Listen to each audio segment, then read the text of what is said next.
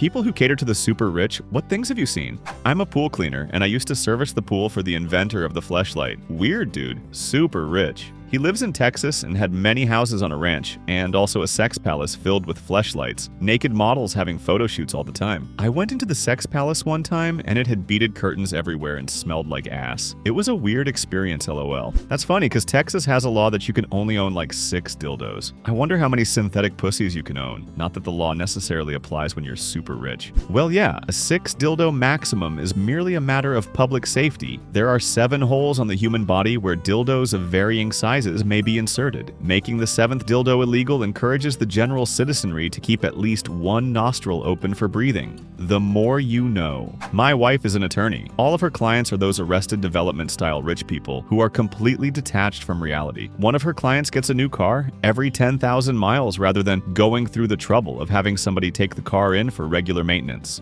I installed tile for a major city developer in his personal house. 45,000 square feet on 10 acres in coveted forest land. Needed 2 different satellite dishes for TV service because one wouldn't cover the whole house. Had 2 different tile crews, one for inside and one for outside. Decided to add an infinity pool after construction started, just a cool impromptu $1 million addition.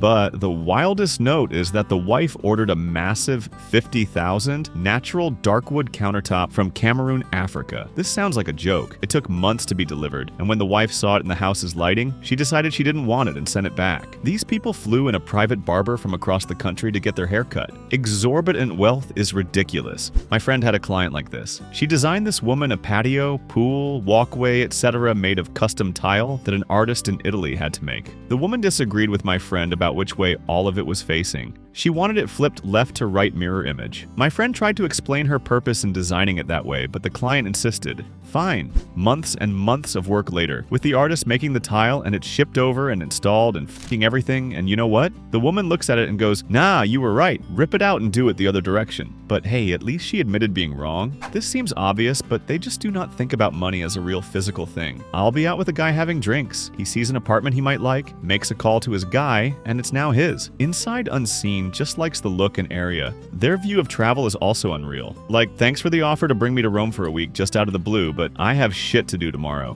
My aunt is a retired high-end realtor. She got roped into helping this service arrange housing for wealthy F1 fans. These Saudi prince types are from another planet. One mansion for a week isn't enough. They need 6 to 8 mansions next door to each other for a month to accommodate their private medical staff, legal teams, chefs, airplane mechanics, etc. They fly in on multiple private jets and rent entire airports for the weekend. One guy even paid to have a helicopter pad constructed on a property he rented and then paid to be removed when he was done. All of this for a weekend getaway. I know a woman who got paid $500,000 to paint a mural inside an aircraft that transported racehorses for someone from the Emirates. Like $500,000 to paint a mural for horses. Shit. I'm doing art all wrong, lol. About 20 years ago, I was the personal assistant / nanny for a billionaire family in SoCal. At first, they were such lovely people, but slowly all of their dysfunction overtook the happy veneer. The husband spent almost all of his time away and barely checked in with his family. The wife was the epitome of the bored, neglected, rich second wife who ignored her only child in private, but pretended to be mother of the year in public. She would take 1 yoga class a day and attend 1 high society function, and then spend the rest of the day bemoaning how difficult and stressful her life was. The child was neglected, unloved, and acted out constantly. He reminded me of one of the kids from Russian orphanages that weren't held as babies and grew up not being able to form attachments to other human beings. He basically lived alone in this mansion with only myself, the cook and housemaid,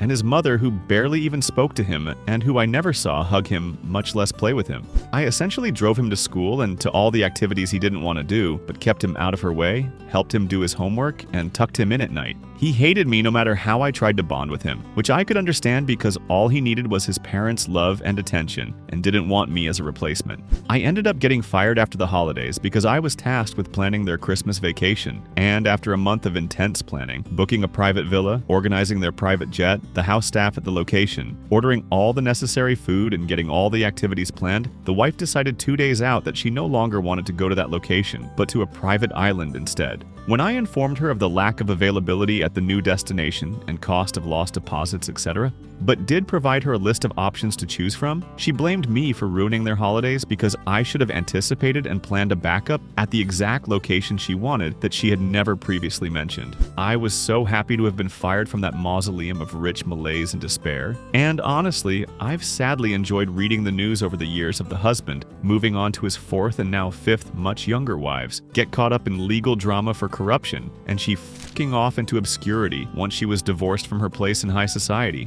Unfortunately, I've seen the kid's social media, and he's turned out to be another uber-rich, soulless douchebag, and will probably just play out his father's life beat by beat in an attempt to forever try to earn his attention, love, and respect. You should be a writer. This was an excellent read. Thanks for watching, share your story in the comments, and please subscribe. Bye.